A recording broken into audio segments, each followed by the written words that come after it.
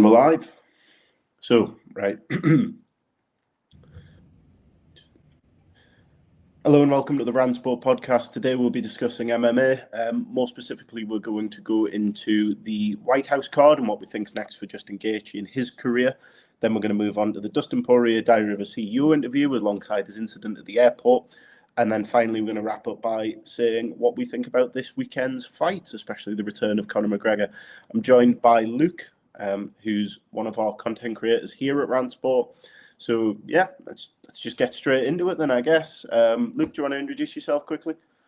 I'm Luke Mullaney. I'm 21 years old, from Australia, and I've been working with Rant Sport for a few weeks now, just working on the content, the MMA side. That's it. This is the first podcast. I'm excited to get started and just talk about MMA. You know, this is what we love to do. We fight over it at the pub enough times, you know, may as well make a podcast over it. So that's why I'm here. Both our passion. So, I mean, let's just go. I take it you've seen the White House Garden. I mean, what an event that was. Mm-hmm, mm-hmm. That was really upsetting for me as a Taporia fan and as a Pereira fan as well. It's like my favorite fighters got massacred in front of me. Yeah. So that was a bit upsetting, but I'm keen to see what's next for the fight. I'm assuming you didn't expect that result from the. I mean, we'll go into the Pereira fight first. It could be our first triple champion, but I think throwing him straight in there for a title shot against Cyril Gane was a mistake. I mean, there's certain things that change when you go up that much weight. That a lot of his speed and power didn't look as transferable, and he did look quite flat coming into that fight. So I do wonder, and I'd quite like to see him try heavyweight again, but maybe it's against sort of a Sergey Pavlovich or a Curtis Blade, someone who's a little bit lower ranked than Cyril Gane. I don't know. Got any opinions to express there yourself? I think they gave him the worst possible matchup outside of John Jones. I think he'd do even better against Tom Aspinall, to be honest. But he just didn't look good. I think he needed a longer bulk. You know, moving straight into a new weight class, you're right. Maybe a lower ranked opponent or even a bit of a tune-up so you can promote him more, right? So the move up was quick. But besides that, he just didn't look good. Like he was backing up. You know, you got Cyril Gane. He's not known for his power, right? And he's backing Alex Pereira up. That's not a good look for him off the bat. So I just think he didn't look like himself. He was a bit slower, like you said. And he wasn't going forward. Maybe because that's Cyril Gane's, you know, a big guy. Even, he's a filled out heavyweight. You know, if you look at Pereira, he's kind of a bit chubbier than what he's used to being. Gane he's shredded. Like he's a real heavyweight, you know. Pereira is more of a light heavyweight that's packed on a bit of size, you know what I mean?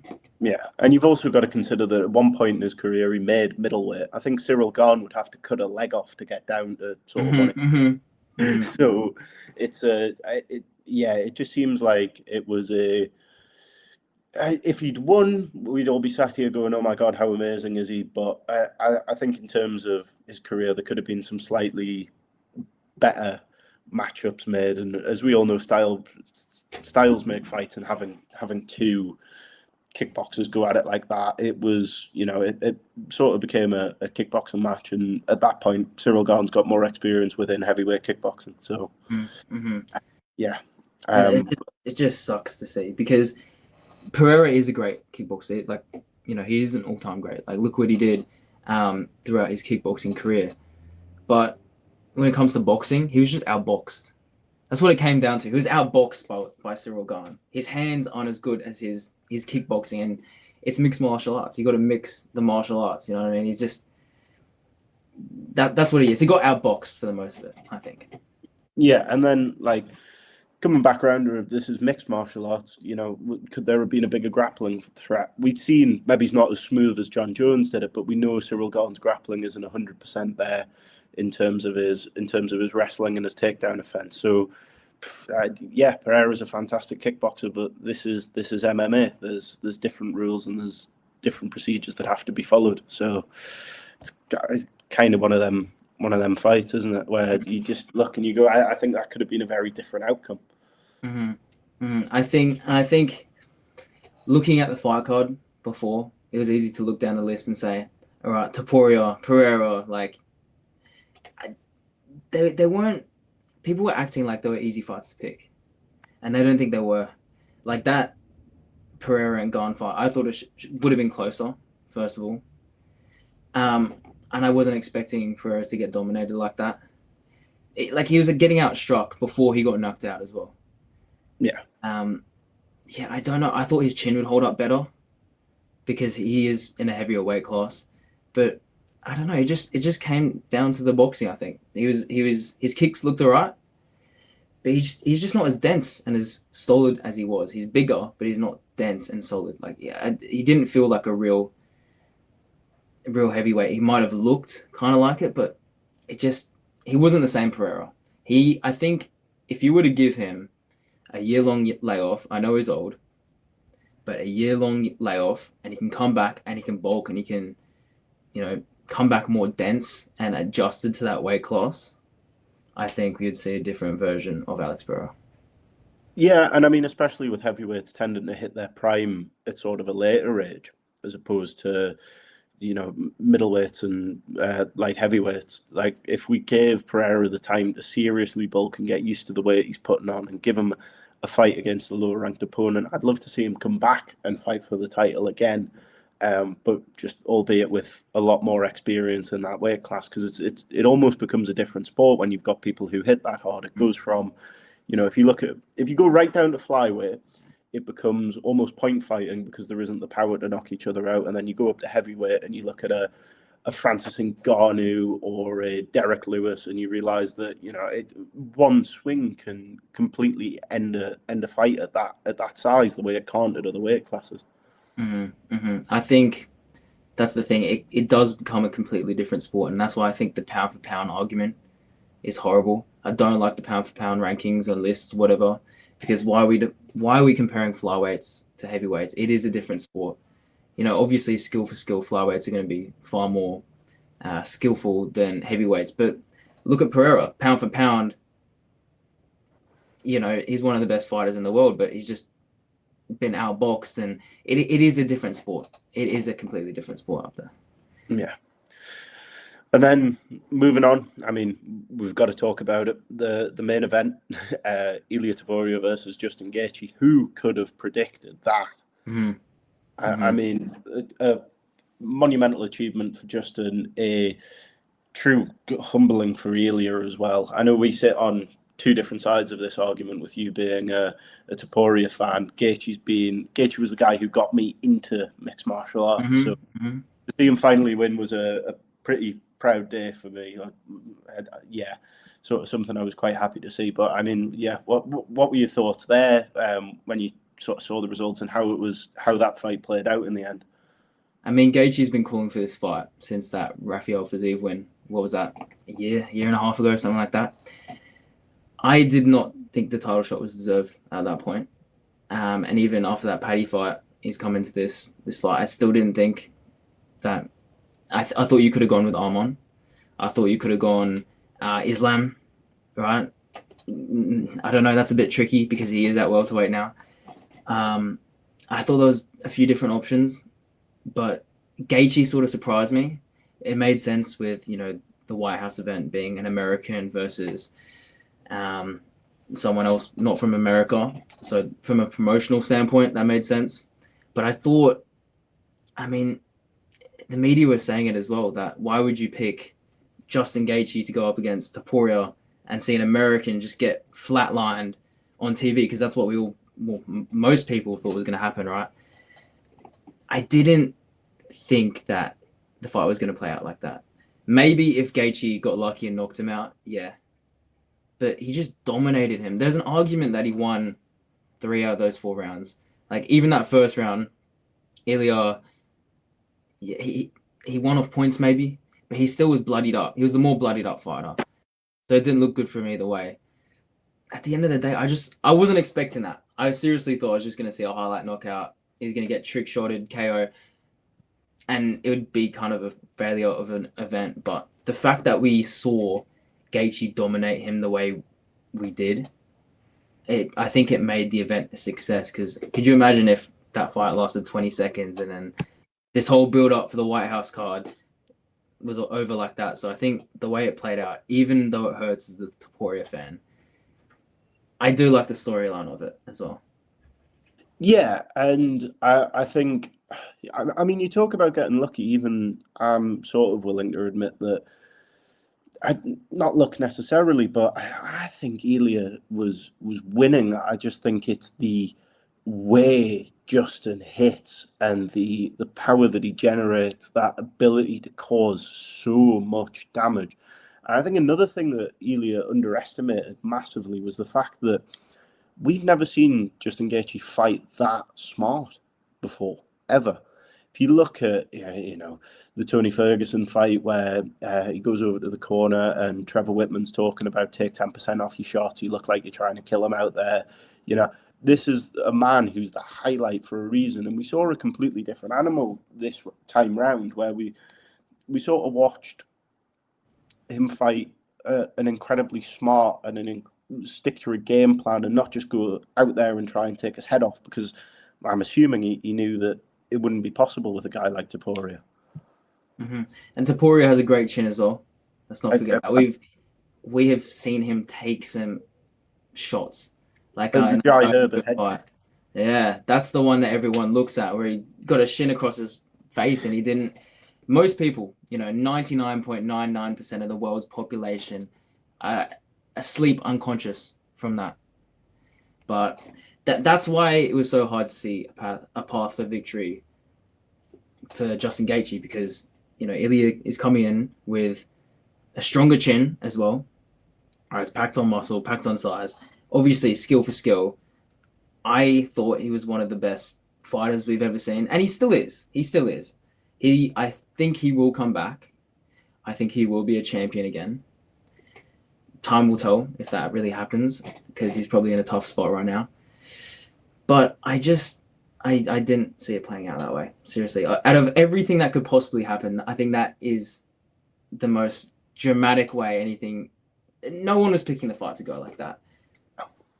So we've got two careers now that are both up in the air almost. Ilya having lost, as the memes on the internet say, everything, and he's now without his belt, quite severely damaged and quite injured and beaten up.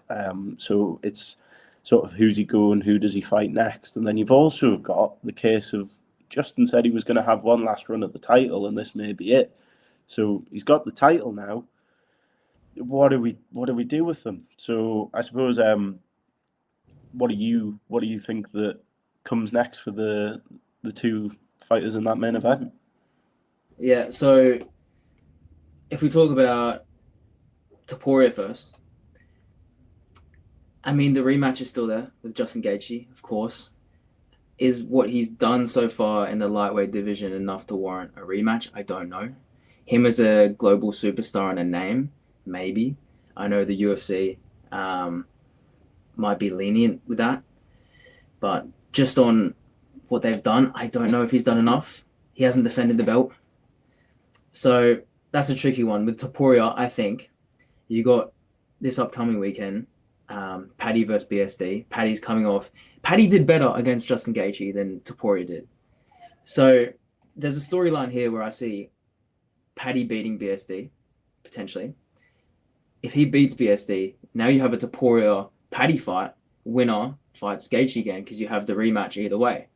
So I think that's a good storyline. Or you got Armon, that's just floating around, right? Fight for the number one contender spot again. And then the winner of that maybe fights Justin Gaethje. But for Topuria, I'd like to see him take a bit of time off. I don't think he should get the rematch straight away. I think he should maybe fight Paddy. I think that's the best fight for him.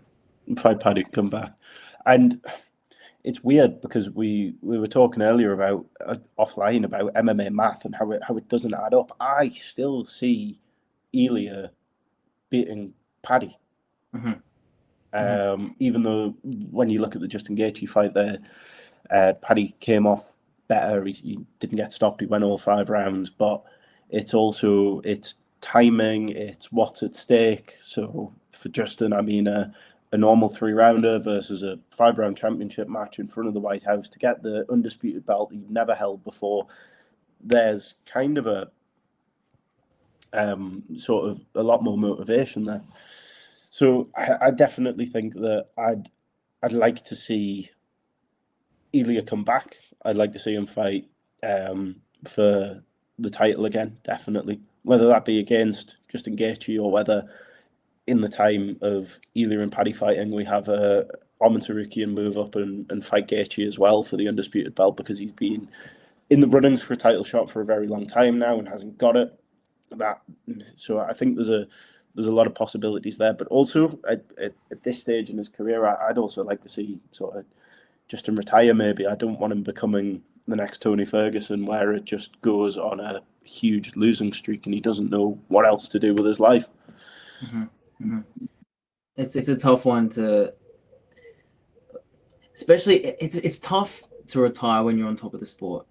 I mean, when you're winning, you know, I hope Justin Gaethje is surrounded by some good people, because it's if it's up to him, I don't know. Who knows when he's going to retire, right? Yeah. If he does retire, I think that's a good option. That might actually be the best option out of everything here. Sail off into the sunset. You've had the biggest win of your career. One of the biggest wins of all time. Let's be real. This is like the equivalent to the Nate Diaz versus Conor McGregor 1 fight, where no one was expecting this to happen. He snapped the win streak of a guy who we all thought was invincible, right? So I think that's this decade's equivalent. So I think by retiring, he loses nothing. No, and certainly no stock. But then on the topic of fighters retiring and not knowing what to do or where to go or what's next, we've got some news on the Justin Poirier airport incident. Now, I'm assuming you've seen the videos, correct? Yeah. I think everyone in the MMA community has at this point. Has seen those. They are. It's not a good look. It's not a good look. I mean, we openly have to go out here and denounce the frankly racist and quite disgusting comments that were made during the videos. But just as someone who supported, Dustin before going into fights, I think it's something that needs to be spoken about a lot more within the mixed martial arts community. Of what do we do for these people who are finishing their careers and they're 36 with a life ahead of them, but seemingly no direction and no skills? I think that's something everyone goes through at any age anyway. But when you take these guys that, Dustin Poirier, when you've been training like Dustin Poirier, MMA for decades, it's all you know. His whole life is about making weight. It's about fighting. It's about staying disciplined and beating other guys. You take that away from him, and I think any human's going to struggle. I think it's a very common thing with many athletes. They have that big house, lots of money, and they're sat at home by themselves, not knowing what to do with themselves. And so it's especially difficult in MMA because it's such a unique sport.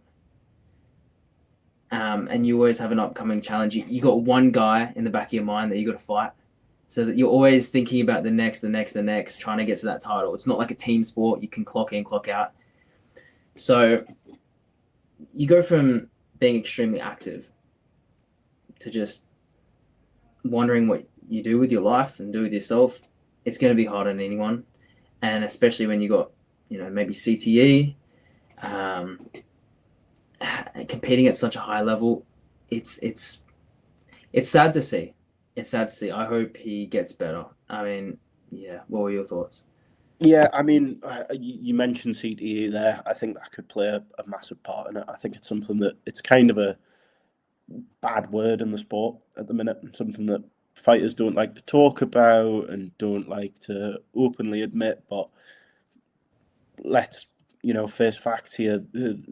You're going to end up leaving your career with a damaged brain and all of the various side effects, some of which we have probably led to this incident. I mean, CTE can increase the risk of violent outbursts, inability to control tempers, sort of a bring a lot of rage into people, and then you also deal with the fact that it can have an effect and make sort of influence, give people a propensity towards addiction. And you look at someone who's drunk and violent in an airport who used to get punched in the face for a living, and it starts to add up. And I'm not here saying it's not his fault, but I think there are more extenuating circumstances that may not serve as a excuse, but give a reason why incidents like that happen, because we see it across the sport, really. Hmm. I think, yeah, we have to have a bit of empathy and understanding for Dustin Poirier and retired fighters, and they should get the help they need and deserve. I think the UFC maybe could do more for them. I do know they have initiatives in place for them, um, but I think you've got guys coming into your organization who are quite literally fighting for their lives. They're fighting to feed their families, literally. So I think they do deserve more care and help because obviously this is a problem. But I don't know if you saw the Diary of a CEO episode when he talks about the incident. Yeah, I have. Yeah, so he on there, one of the things he brought up was he was having felt more impulsive, right? And he thinks that's the side effect of CTE. And just what's going to happen when you fight for a living as well, anyway, and you're drunk and you're going through stuff. He talks about his father, um, being homeless, and that's what he was going through, dealing with that and all that built up. He's been going to therapy, so maybe those emotions are kind of spilling over. And then he wasn't feeling so great on the day. He decided to drink, and then maybe it does spill over into that outburst. I think maybe the UFC could do a better job of looking after their fighters after they're retired. A lot better job, and also while they're fighting as well.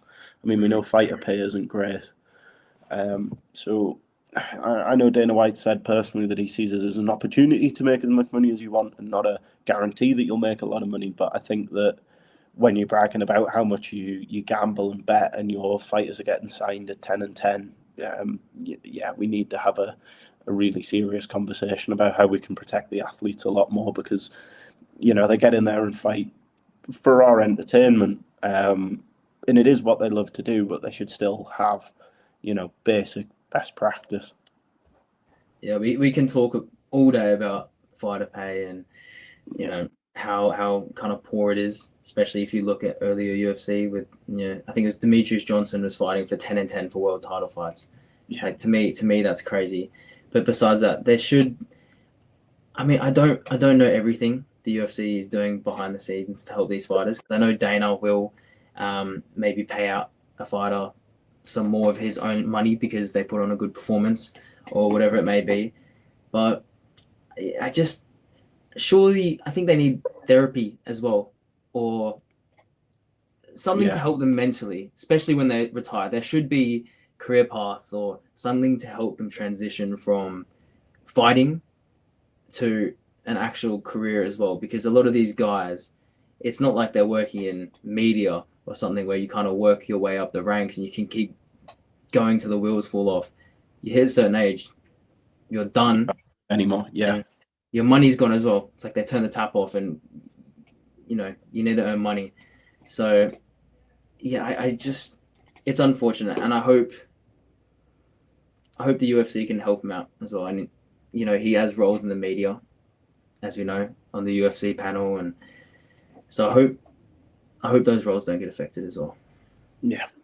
It just seems to be very fresh and still very up in the air at the minute. But sort of hoping for all the best towards him, and certainly hoping that he doesn't make a return and that he does just retire and this is the end of it, because we've seen once again Tony Ferguson being the best example, and a bit of Anderson Silva as well, and Izzy as well, starting to go that way where they Mm. fight way too long into their careers, and it's what for?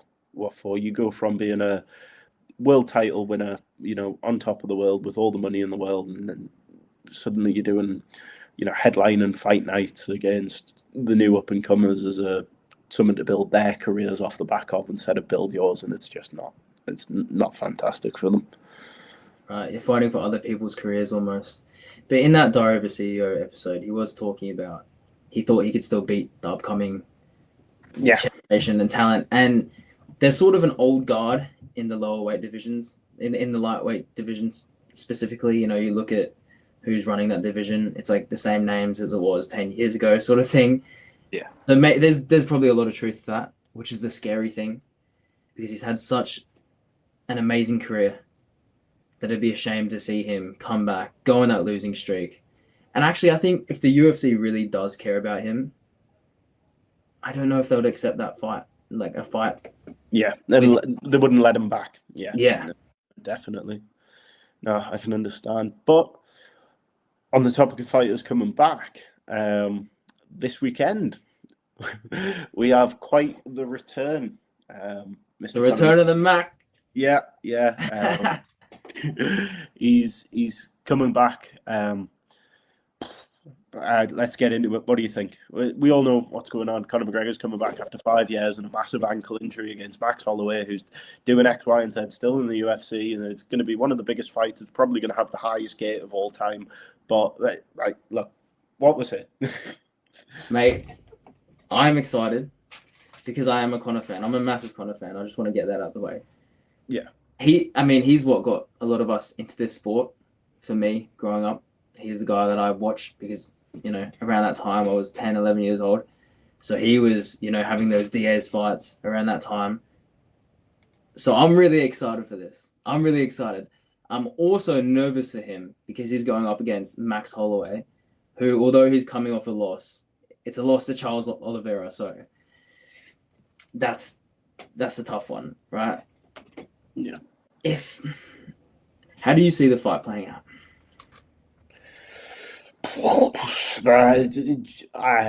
you know what it is? For the first time in a very long time, I've got no idea how this is going to go. I mean, if you look, there are so many variables and so many, and MMA math doesn't work as we keep establishing. But so right, so neither of them are cutting weight, so Max can have as much time and have as much weight as he wants, and he doesn't have to dehydrate himself, and he doesn't have to go through the weight cut. Okay, is that going to make him more dangerous, or is he going to be slow because he isn't at the weight that he's usually at? Then you've got to go into the titanium shin that Conor has had to have put in, which is like, right, okay, is that going to hold? Do we know how that's feeling in training? Do we know if that's, I mean, how many leg kicks can that thing take? Then you've got the fact that he hasn't fought in 5 years as opposed to someone who's currently competing and currently, you know, actively training and putting in an absolute shift, who's fighting the best of the best constantly. And it's just so up in the air. I genuinely do not have a prediction for that one. I could see it going.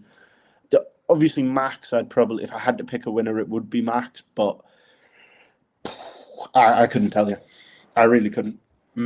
I think for Conor, you never know as well. Like, yeah, you get edit fever. You scroll on Instagram and you see like these McGregor edits of him in the park throwing spinning kicks. It's like 2015 in LA and stuff, and you're like, he's gonna win off vibes or something. Like, yeah. Him pretending to be a spider around the gym set to some horrendous music. Yeah, I get it. Yeah, so something like that. It's hard. It's hard, and he's coming off that 5-year layoff. We don't know what he's been working on. Has he been making the best decisions? Probably not. Like in terms of health and body, probably not. You know, you see him constantly drinking and partying. Maybe some of that is promotion as well. You never know what happens behind the scenes. Is he going to come out with a better gas tank? Is that what he has been just doing his cardio for 5 years? We don't know. So it's hard to predict. It's hard to predict the fight because it's been such a long layoff that he's had. And you're only as good as your last fight. When we haven't seen a guy fight in 5 years' time, that's when it gets tough. And once again, you talk about the variables. Max moving up. I don't think that works in his favor, actually. I think it could. We saw him move to lightweight, and it worked in his favor against Gaethje, but then look at him against Oliveira, like got taken down, held down for 25 minutes. So that becomes another question. Will Conor wrestle him? Kind of unlikely, but what do you think the possibility of that is? Other than wrestling, I mean, I'm still undecided as to whether, because so we saw obviously Conor McGregor came out and had a karate stance, very side forward, very bladed, um, with a lot of sort of front kick action, and then we watched him progress. And obviously, he's always had good boxing, but after the Floyd Mayweather boxing match, we then saw him start to move towards this more square boxing stance. I'm still undecided of which one of those two he's going to come back with. But I also do think that maybe wrestling's a smart move, given the fact that if you're stood up, you can get kicked in the leg, and if you can get the amount of shots that right leg can take is completely untested. I'm assuming he's not getting it whacked full tilt in training, and I'm assuming he doesn't know how it's going to feel when he's in there. Mm-hmm. So that's the main factor here. I think it's the biggest thing about that leg. I don't think it's actually the leg itself. I think it's the mental as well. I saw Chris Weidman had a similar injury, basically the same injury, and he talked about coming back from that. Even to this day, I think this happened over 10 years ago.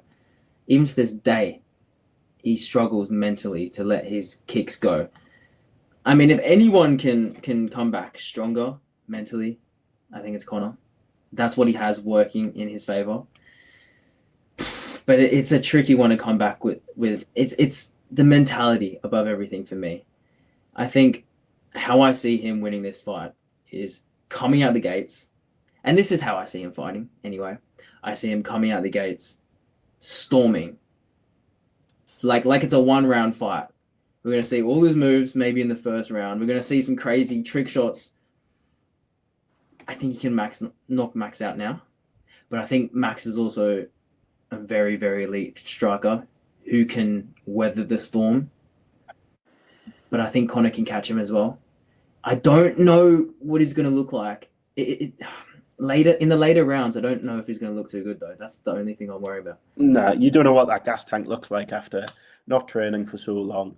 And a guy who's, let's be honest here, never had the best one. I mean, we saw that in sort of Chad Mendes when he would, the second it got into those wrestling exchanges, yeah, he got up and could still finish the fight, but there was a lot of, he looked tired. And also the Khabib fight. I mean, maybe what we're working out here is that the way to beat Conor is wrestling. So you don't know what Max is going to come out and do as well. But sorry. Go on. No, you're right. It is an interesting thing to bring up Max wrestling. That is very interesting, especially because he's just been out wrestled by Oliveira, but we don't know what he's been working on either. And Conor's been out of the game, so anything can happen. I think if it does get into the wrestling exchanges, it's probably worse off for Conor, unless he has a really good gas tank. Maybe he's gone away, locked himself in a cage, and worked on grappling in the mountains of Dagestan. He's been working with Khabib, and we didn't know it the whole time. And he comes back, and he's like Khabib 2.0 with, you know what I mean? I don't see that happening, though. I don't see that happening now. No, especially not. I mean, right, if we take the last 5 years, if he'd spent the last 5 years recovering, training, but also then you think about when he did the movie and he was definitely on some Mexican pharmaceuticals, if you will. You wonder what that's done for his bone structure and if that's improved his leg in any way, because being out of that USADA pool could be a massive part of getting back to sort of full working order. Mm-hmm. He addressed it in the Ariel Helwani interview, where the doctor came out and said something about some substance that he took for his leg. There's a chance that it wouldn't fuse together properly. There's a 20% chance it wouldn't, or something like that. And he said he would take whatever they gave him, so he did, and pulled himself out of the pool. He claims that he doesn't know what the substance was. Maybe he does, maybe he doesn't. But it makes sense because at the end of the day, it's a sport. Why are you going to risk your health, your leg for a sport? Like, you know what I mean? You want to be able to walk. So I think he was on something, which has definitely helped him heal from the leg as a minimum. And it's definitely going to help him in this fight. But I really don't know what version of Conor we're going to see. It depends. If he comes out slow, I think that works against him because he's going to gas out in the later rounds. I think he needs to be quick and really push the pace, right? And suffocate Max. have grown confidence, moving forward, landing with precision, hard shots, and put him away early.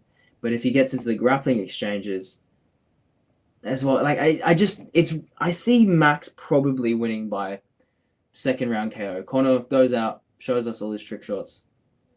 Max weathers the storm, late second round, maybe early third round, he gets the KO.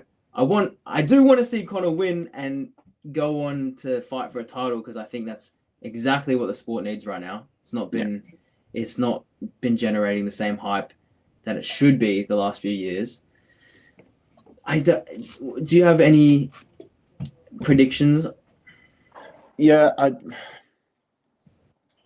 If you had to call it, I'd you're putting call $100 right. in it. I'm going to dispute you and go Max. Then I think he's been far more recent, showed far more heart.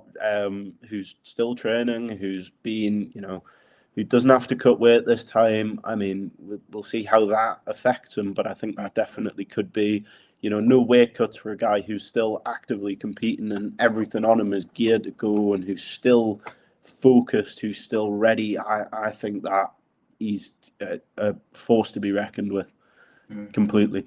And I mean, you look at, if we want to talk about chins, he went 5 rounds with Justin Gaethje at UFC 300.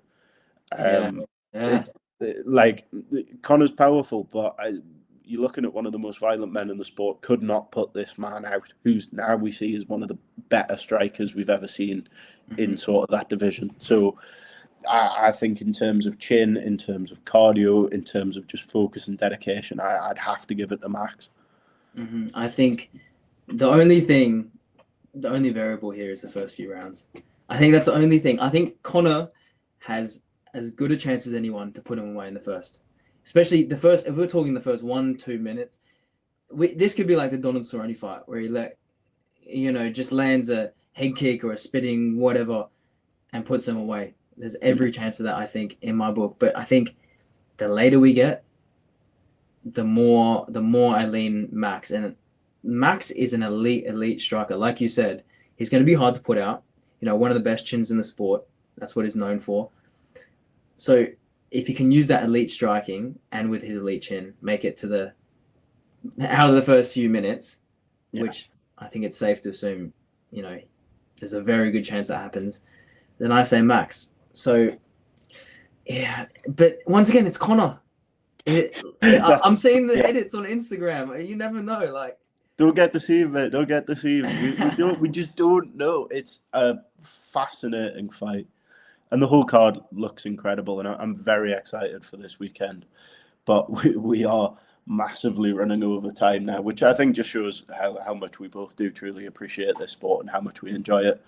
But so all in the air, all still to be seen. But as always, thank you for joining us here on the Rant Sport podcast. My name's Cameron Clough, and obviously I'm here with Luke Mullaney. Luke Mullaney. Thank you for having me as well. If you're joining us on YouTube, check out the Facebook. If you're joining us on Facebook, check out the YouTube. Both be linked in the description. And we also have a website with more article-based content. So that will also be linked in the description down below. Thank you very much for joining us. Thank you.